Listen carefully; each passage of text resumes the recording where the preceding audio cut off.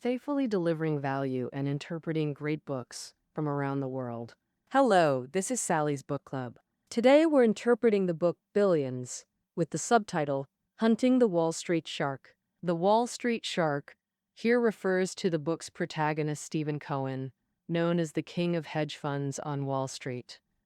From the 1990s to 2016, he founded SAC Capital, America's most profitable and largest hedge fund company. He defeated established financial giants like Goldman Sachs and Morgan, becoming Wall Street's most profitable firm during the 2008 financial crisis. Managing tens of billions in assets while maintaining 30% annual returns, it became almost a wealth legend. Helen is also the real-life inspiration for the high-rated TV drama Billions. However, Cohen didn't build this company in the light. He and his traders wove a vast information network between Wall Street and public companies, profiting consistently through insider information. U.S. law enforcers spent over a decade tracking Cohen and engaged in a 7-year legal battle, yet ultimately failed. Cohen escaped prison by paying fines, reappeared in hedge funds years later, and remains firmly in Forbes' top 100 billionaires. This nonfiction work is by Sheila Kolhatkar, a former hedge fund analyst now living in New York as a contributing writer for The New Yorker. Kolhatkar spent 3 years interviewing over 200 people, including Cohen's colleagues, friends, and regulators, mapping his rise and the Wall Street cat and mouse game through hundreds of interviews. In 2017, it became a New York Times business bestseller, Amazon's top 5 business book, and a Financial Times Business Book Award finalist. Reuters noted the intense rivalry described is rare even in finance. The Wall Street Journal said Kolhatkar takes readers into one of history's most complex fraud investigations, showing how modern Wall Street tries deceiving the FBI and SEC through legal gray areas. Oh. Next, we'll explore this book in 3 parts. Part 1. Who was Cohen? What kind of business did he run? Part 2. Why did Cohen engage in insider trading, and how exactly did he do it? Part 3. How Cohen evaded the authorities and escaped. First, let's discuss who Cohen is and what business he ran. In the summer of 1956, Cohen was born into a Jewish family in Long Island, USA. He was the third of 8 children, and his father ran a discount fashion brand. His mother was a piano teacher. While other children ate hot dogs, his parents prepared steak for him because they realized he was the smartest. They described him as the sharpest pencil in the box, believing he would one day give back to the family. Cohen's intelligence first showed in playing poker. In high school, he could win $1,000 in one night by playing poker. In 1974, he enrolled in the Wharton School of Business. During college, he read the Wall Street Journal daily to track stock market changes. After class, his favorite place was the stock exchange, where he stood in front of the big screen, watching stock quotes and guessing if they would rise or fall. He was very good at this game. Once, during a statistics exam, while others were still answering, he handed in his paper early to rush to the stock exchange to see the closing prices. Do you? In 1978, after graduation, Cohen went to Wall Street to find a job and joined a small securities brokerage firm. On his first day entering the trading floor, Cohen saw dozens of young people chattering excitedly on phones, as if he had walked into an autumn forest where money leaves were swirling down like a downpour, and he immediately felt at home. On his first day at work, Cohen demonstrated a talent for judging stock prices. He made $4,000 by betting on a stock's rise. Afterwards, with consistently correct judgments on stock price trends, Cohen earned $5 to $10 million annually in his 20s and 30s. That was in the 1990s in America, and he was already a young hidden billionaire. In 1992, after working for 14 years, Cohen decided to start his own firm, founding SAC Capital, a hedge fund business, becoming one of the earliest hedge fund companies on Wall Street. Simply put, a hedge fund is a financial service that helps wealthy people invest, After raising funds, the fund manager can bet on a stock's rise, called going low, which is simply buying low and selling high, or bet on the stock's decline. This is called shorting, borrowing stocks to sell at high prices, then buying them back after they fall to return them. Essentially the reverse of buying low and selling high. And buy low, sell high. When the overall stock market rises, gains from going long can offset losses from shorting. Vice versa. The risks offset each other, hence hedging. In the 1990s, hedge funds were still marginal on Wall Street, where investment banking dominated. But after 2000, fast money hedge funds quietly took center stage, overshadowing Wall Street's former titans. For example, Goldman Sachs CEO earned $54 million in 2006. That year, the 25th highest paid hedge fund manager made $240 million. Cohen ranked fifth with $900 million, nearly 17 times more. In 1998, 6 years after founding SAC Capital, 42-year-old Cohen spent 14 million yen, approximately 116 million yen, on a mansion, becoming neighbors with the Rockefellers and Morgans. Traditionally, wealthy Americans built railroads, factories, oil empires, or invented life-saving drugs. Even in finance, fortunes came from IPOs or long-term value investing like Warren Buffett. But Cohen gambled on market swings, winning more than losing to extract massive profits. He traded stocks rapidly, often making dozens of transactions daily. Uninterested in companies' long-term health, he devoured market intel from every corner daily. Watching bid-ask spreads, he'd buy tens of thousands of shares and sell instantly when prices rose. He applied the same tactics to shorting. When stocks fell, he liquidated immediately for profit, with fees taken from assets and earnings. Typical hedge funds charged 2% management fees plus 20% of profits. SAC Capital premium pricing. SAC Capital reportedly charged 3% management fees and took 50% of profits. They dared because they were the most profitable, Maintaining 30% annual returns for 2 decades. Cohen's success stemmed from razor-sharp market instincts and relentless work ethic. He wakes up very early every day, first studying market intelligence at home, then arrives at the office at 8 o'clock. His workspace is like an aircraft cockpit with 12 monitor screens in front of him. Even when he travels or vacations, staff rent a room in advance and decorate it to look like Cohen's office, so he can't even tell if he's left the office. His employees share his ambition to make money, but working for Cohen offers little job security, as he's a strict and stingy boss who can't tolerate any financial loss. He even deducted the $1 million he paid to his ex-wife in their divorce settlement from his subordinates' salaries. SAC Capital employees are constantly ranked by profitability. If they perform well, they can achieve financial freedom in just a few years and spend the rest of their lives skiing and relaxing. But one loss could immediately end their careers.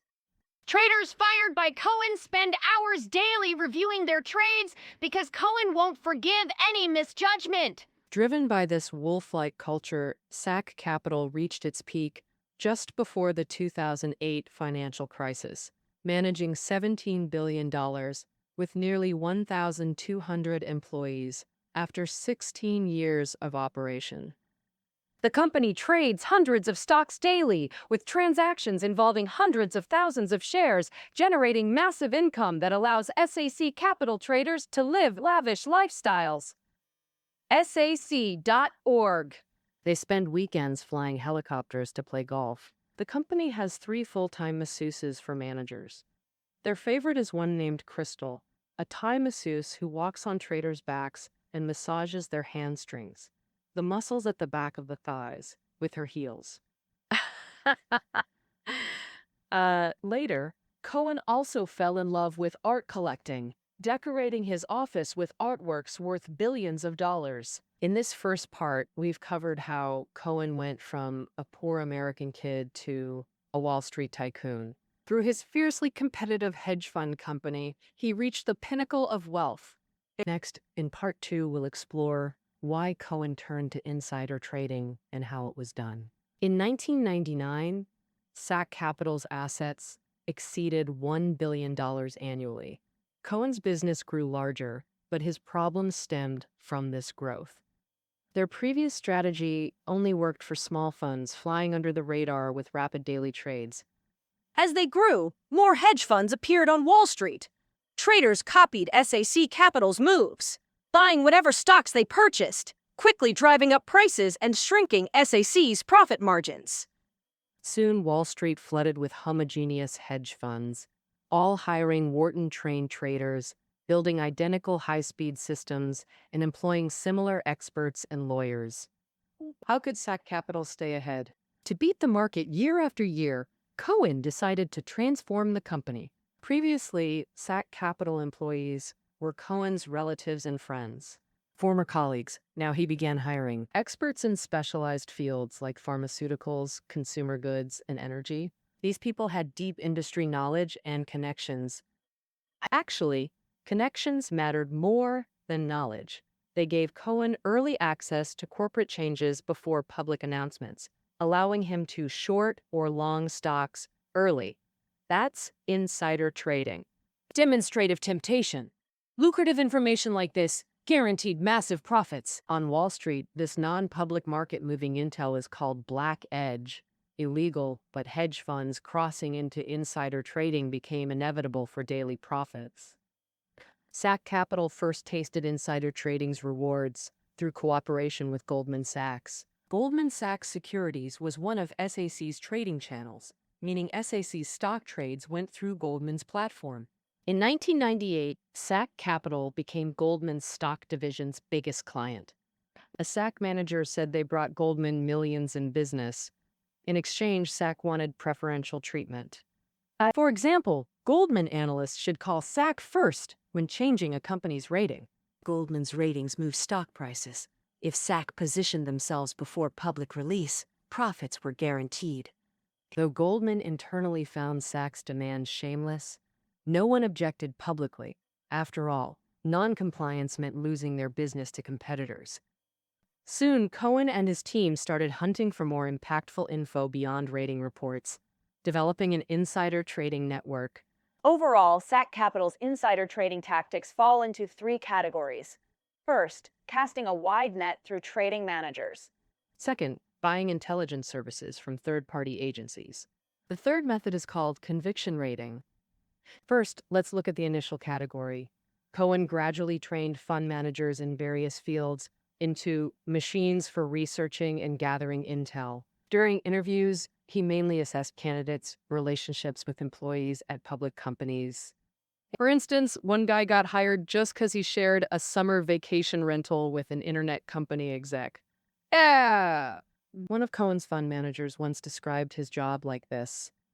Over 8 years at SAC Capital, his gig was building a vast info network by luring public company workers with pricey dinners, golf dates, and occasional strip club nights to squeeze intel out of them. SAC Capital's second insider trading method is purchasing intel services from third-party agencies. SAC Capital pays a consulting firm $1.02 each year. This firm connects fund managers with employees from hundreds of public companies for chats, charging $1,000 per hour for calls and $2,000 per hour for face-to-face meets. And such exchanges are common in finance, officially called professional consultations, but they often toe the line info-wise. For example, the biopharma sector is one of the stock market's most thrilling areas. Typically, developing a new drug costs billions. Each trial's a gamble that sends related stocks on wild swings. Through these middlemen, Wall Street's infiltrated the medical industry. In 2005, the Journal of the American Medical Association published a study finding nearly 10% of U.S. stocks had paid ties with Wall Street investors, up 75% since 1996. And unofficial numbers might be higher. Take Sidney Gilman, a professor at the University of Michigan Medical School and an Alzheimer's expert, who earned a $310,000 university salary. Investment folks paid him hundreds of thousands in yearly consulting fees, which he saw as totally fine. He was just teaching these outsiders some medical knowledge. Among Professor Gilman's consulting clients, the top one was a fund manager named Matthew Martoma. He worked at Sac Capital. Martoma was born in 1974, the son of Indian immigrants. During his master's, he got expelled from Harvard Law for altering grades, then changed his name, got into Stanford, and joined a hedge fund specializing in biopharma investments. In 2006, he was recruited by SAC Capital. In August 2006, Martoma sent the intermediary platform a list of medical experts he wanted to meet regarding a new drug codenamed Bopi. This drug was co-developed by Irish pharma company Elon and American company Wyeth to treat Alzheimer's. Martoma predicted that this drug would be a massive commercial success, sending both companies' stocks soaring. Through the platform, he connected with Gilman, who chaired Bopi's Clinical Trial Safety Monitoring Committee. Gilman, in his 70s, had an unhappy family life. One son committed suicide, the other cut ties with him. This bitterness led Gilman to pour all his energy into work. Martoma spent 2 years cultivating Gilman, constantly checking on him and nurturing their relationship. Their calls often lasted hours. Martoma would track down Gilman at medical conferences to buy him coffee.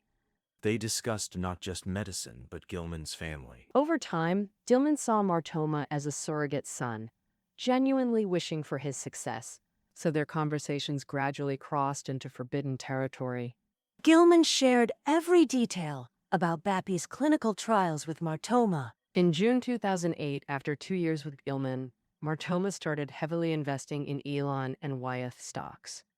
Per company policy, he had to inform Cohen about the intel, but how? This involved Sac Capital's third insider trading tactic, conviction rating. Since insider trading is illegal, compliance designed conviction rating for Cohen. This safe system required weekly email and verbal reports from fund managers to Cohen. Reports included recommendations to short or long stocks. For each company, they'd write the name, target price, and trading advice, which included the conviction rating. They score it from 1 to 10. Higher scores mean the fund manager is more certain and the info source is reliable. Cohen makes decisions based on high conviction ratings, which are exclusively available to him. This scoring system hides how traders got insider intel, protecting Cohen. If exposed, he could claim ignorance and blame professional judgment. This system built his legal moat. At Sac Capital, traders fed Cohen intel via scores, which he used to trade his personal account. But fund managers didn't know each other's intel. Take Martoma. After getting Gilman's details and heavily investing in Elon and Wyeth, he gave Cohen a rare 9.10 conviction rating. This screamed guaranteed win, so Cohen blindly piled into both companies too. Sachs healthcare fund managers were baffled. They doubted the trial and questioned Cohen's trust in Martoma, but got no answers.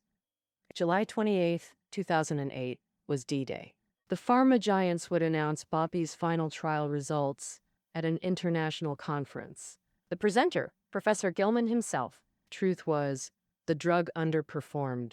No dose-response effect, meaning higher doses didn't improve symptoms. It only worked for a tiny fraction of patients. A failed drug, plain and simple. Days earlier, Elon emailed Gilman the encrypted PPT for his speech. Martoma saw it in Gilman's office and knew it would tank Elon and Wyeth stocks. He flew straight back, emailing Cohen to meet. Next morning, around 10, Martoma and Cohen had a 20-minute call. Their Elon and Wyeth shares? Over $1 billion. What was said? Only those two know. After hanging up, Cohen immediately directed his team to quietly sell off the stocks. No one in the market noticed the massive stock sale. After selling, Cohen then directed his team to short $960 million worth of Elon stock, essentially betting big on its decline. Within a week, he flipped $1 billion in bets and even profited from it. After the press conference on July 28th, both companies' stocks indeed crashed. Within 2 days, Elon's stock price plummeted from $22 to below $10. At this point, SAC Capital traders noticed all the company's Elon shares were gone, and no one knew how Martoma escaped. Martoma's explanation was that he suddenly lost confidence in the drug and sold, thanking God's favor. After seeing the presentation PPT, Martoma vanished from Professor Gilman's world, turning past attentiveness into cold distance. This trade earned SAC Capital $250 million in profit. It could be called the most profitable insider trade in U.S. history, earning Martoma a $9.38 year-end bonus. This is the second part of the book. We covered how SAC Capital profited from insider trading, mainly by recruiting fund managers with connections, building intel networks, buying resources from third-party firms, and using conviction ratings to shield Cohen from legal blame. In fact, regulators had long noticed SAC Capital's and other hedge funds' insider trading. In Part 3, we'll discuss how Cohen evaded regulators and escaped legal consequences. In the U.S., 3 government agencies handle insider trading: the Securities and Exchange Commission, the Federal Bureau of Investigation, and the U.S. Attorney's Office. In 2006, insider trading on Wall Street became increasingly rampant. The 3 agencies jointly announced they would investigate insider trading on Wall Street. 88 minutes. However, investigating insider trading is much harder than regular crimes. Investigators must first obtain evidence that insider information was circulated. Secondly, they must prove that a fund manager's trades stemmed from that information. Both points aren't easy. To gather evidence, insider trading investigations use 3 methods: wiretapping, flipping informants, and reviewing emails and texts. We'll cover each one, starting with wiretapping. Once a company has sufficient suspicion of crime, the FBI can apply to wiretap phones. In the 2006 crackdown on insider trading, regulators used wiretaps to take down the Galleon Group. Galleon Group was a prominent hedge fund then, managing nearly $7 billion in 2006. In 2009, founder Raj Rajaratnam got 11 years for insider trading, Wall Street's biggest hedge fund case then. This insider trading case sent shockwaves through finance. The breakthrough came from long-term wiretaps. FBI agents accidentally captured Rajaratnam's call with a woman. She told him to short a company. 6 days later, its stock crashed. Rajaratnam made over $5 million. Afterward, he called her. "Your connections worked perfectly," she replied. "That's love conquering all." These 2 calls alone secured Rajaratnam's conviction. This was actually the first time U.S. prosecutors got court approval to use wiretaps in Wall Street insider trading cases, an earthquake for hedge funds, signaling prosecutors were treating white-collar crime like gang investigations. Oh, during the Galleon probe, SAC Capital repeatedly surfaced as connected, making Cohen a target. But the same wiretap tactics failed against SAC. Like Galleon, the FBI got approval to tap one of Cohen's phones. For 30 days, they monitored his home line, but he traveled constantly, rarely home. A few conversations caught yielded nothing solid. Prosecutors got another 30-day extension based on those snippets. Cohen proved far more cautious than Rajaratnam. He left no evidence. When employees shared tips, they'd say, "I talked to my people." This couldn't prove guilt. My people could mean anyone inside or outside SAC. Ultimately, proving Cohen's wrongdoing through his calls was nearly impossible. After the wiretap period ended, prosecutors gave up. The second method is flipping informants, finding people involved in insider trading and offering them deals. If they expose the mastermind or become informants for regulators, they get reduced sentences or avoid prison. Federal agents tried recruiting ex-SAC Capital employees as informants, but with limited success. For example, one called CB agreed to return to SAC Capital undercover. But when CB contacted Cohen, insiders warned Cohen he was being watched, killing the operation. How Cohen's team knew about CB remains a mystery. Other ex-employees saw or suspected Cohen's insider trading, but couldn't provide concrete evidence. Take Noah Freeman, who cooperated with regulators. He revealed Sachs' communication methods, especially conviction ratings, and recalled a telling incident. One day, after an excited call, Cohen announced buying financial stocks. This was suicidal during the financial crisis. Days later, mortgage giants Fannie Mae and Freddie Mac were nationalized, a government bailout. Financial stocks soared. Freeman believed Cohen knew beforehand, but without the call's content, they couldn't prove it. Thus, undercovers and flipped employees failed against Cohen.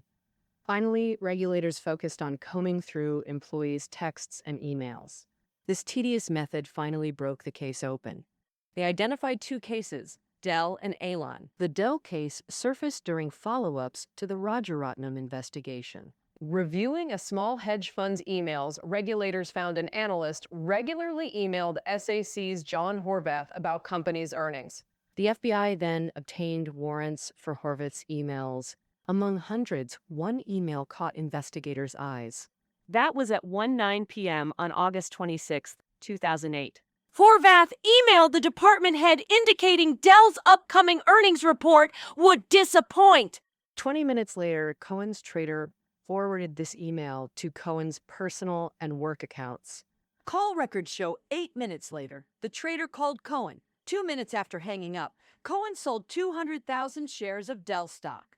The fact of the tax release that was the body. Typical hedge funds charged 2% management fees plus 20% of profits. SAC Capital reportedly charged 3% management fees and took 50% of profits.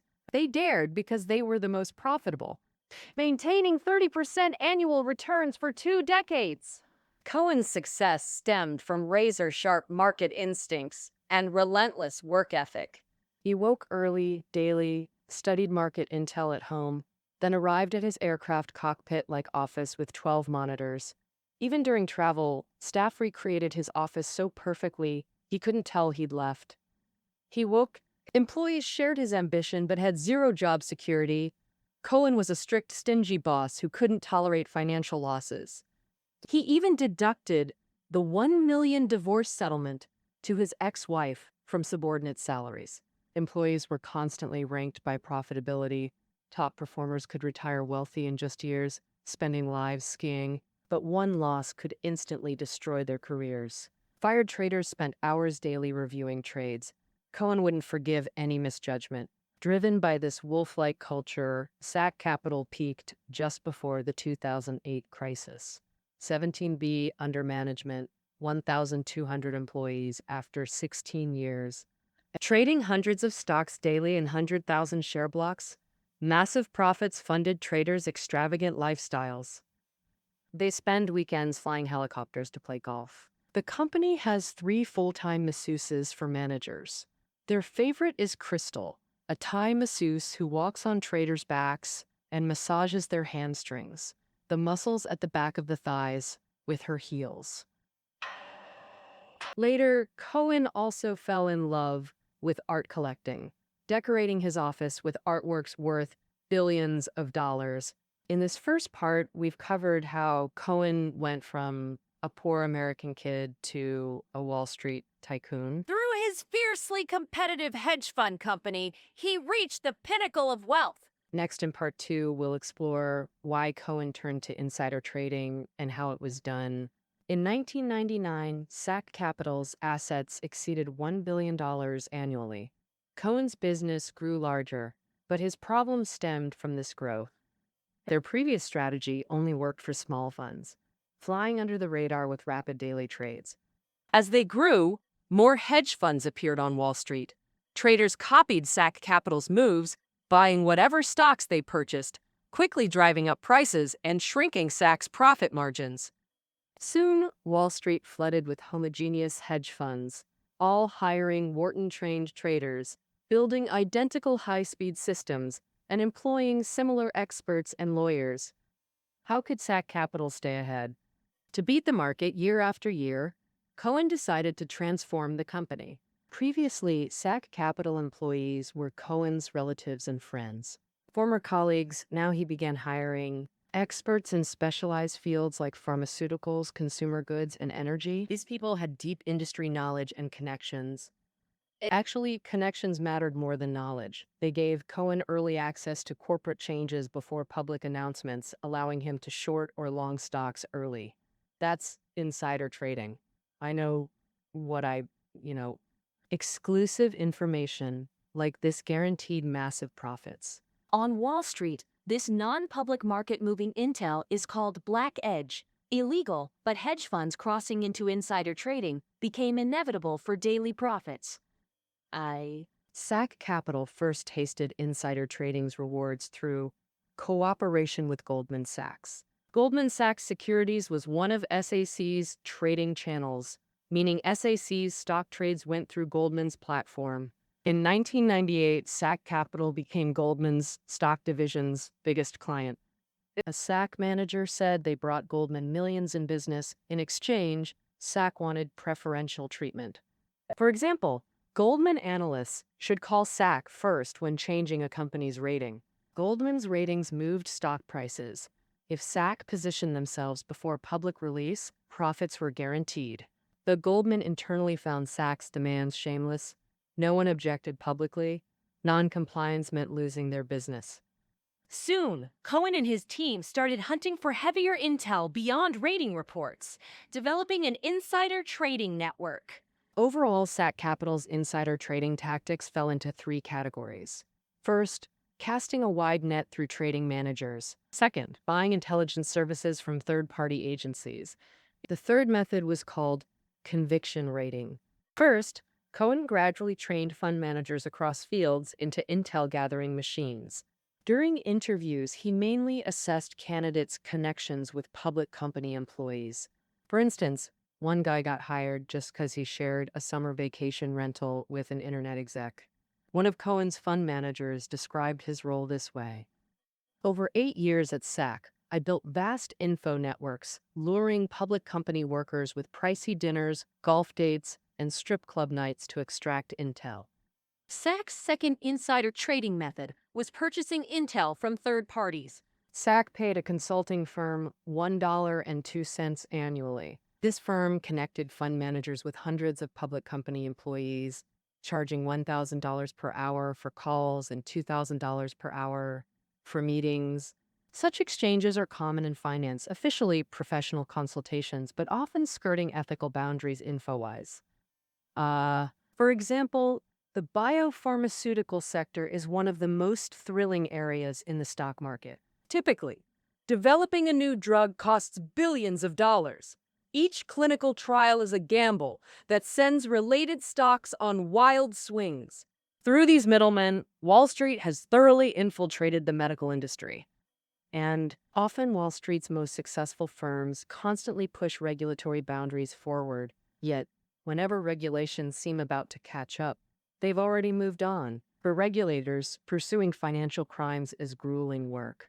In Cohen's case, U.S. prosecutors earned mere fractions of what his lawyers made. Their offices were dilapidated, requiring immense perseverance to battle these billionaires. In reality, regulators often jump to law firms or corporations after a few years, creating enforcement continuity issues. Beyond this, U.S. leadership's stance on financial regulation frequently fluctuates. For instance, after taking office in 2016, Trump vowed to usher in deregulation, directing the DOJ to de-emphasize corporate crime prosecutions to stimulate the economy. The author believes that, in such an environment, figures like Cohen could resurge. All right, that concludes our interpretation of billions. Find reading notes below the audio. See you next time.